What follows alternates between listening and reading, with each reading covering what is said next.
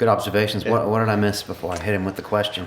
Yeah, I guess I think from like a psychological perspective, I think you guys are building so much data.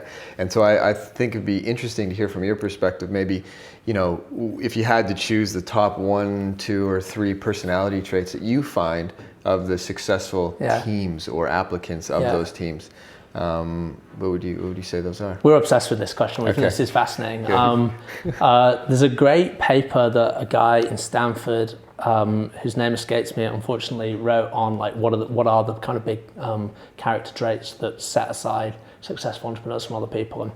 And the number one thing he identified was something he calls personal exceptionalism, which is basically the belief that sure, most people have a 1 in a billion chance of starting $1 billion company, but that's most people, and I'm not most people. And actually, kind of, that finds expression in lots of different ways, and we see that again in the most successful people. Exceptionalism. So like, is another way of saying arrogant or confident? Not arrogant, not arrogant, but like I think it's saying that sure, those odds might apply to most people, but they don't apply to me. Now, obviously, there's going to be a lot of those people who are wrong. Sure. And that's kind of like self-awareness. Right. But, if you look at what were the odds against any of the people who've really made a dent in the universe or whatever through creating companies, they were right. Yeah. Those odds didn't apply to them.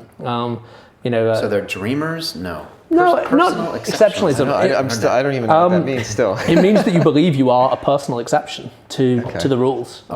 It means that you are saying... Psychopath. Sociopath. I think it's more that you can consider it a matter of like probability, right? It's like I have a 1, people in general have a 1 in a million chance of being successful at this, but that's partly because they're not me. I'm not saying that about myself. I'm saying this is what these guys are saying. That's right? the mentality. I think that kind of personal confidence. I think, because you give up a lot to try to start something. The opportunity cost is huge for these people. Sure, and if you just break down the opportunity cost to a fixed number, generally just on a piece of paper you'll lose, right? So you have to think you're going to succeed. Exactly. So if you do a rational calculation of like I could go make $100K a year at Goldman, or I could do this.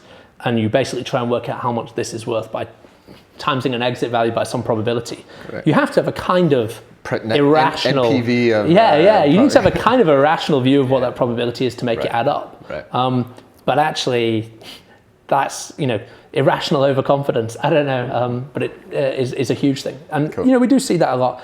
And I think the most important thing is, I'm being slightly facetious about people on the kind of like as they come in making that calculation, but it's more when you hit a setback. Do you say like, oh, maybe I'm not all I thought I was? Or do you say, oh man, I can't believe I've hit this setback. Must be doing it wrong because obviously I'm going to succeed. Because if you don't think you're going to succeed, if you don't really believe you're going to succeed, how do you not read the countless setbacks that you encounter as evidence that you should give up? Right. So it says rational people need not apply on your... Broadly, I think that if you are like a real odds calculator and you're just going to run the numbers, it doesn't make sense for you. Right, it really doesn't. And so that's quite a nice filter. Yeah, that's good. And you've got a way of finding those people by asking questions. We have a test that we're experimenting with. It's like it's probably like he's going to sell it to the U.S. Army. So one of my really good friends from grad school, he works for a big firm, Korn Ferry, so huge recruitment firm, and his background is in psychology, and so he sort of works. He does a lot of things for him, but one of the cool things is he sort of pre-interviews a lot of CEOs and a lot of entrepreneurs for these they do executive hires. Exactly, right. And so the cost of hiring the wrong CEO is really expensive.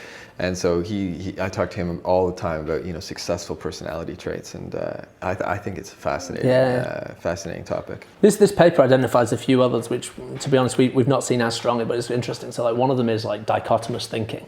So this guy argues that successful entrepreneurs tend to kind of lack nuance in how they evaluate ideas.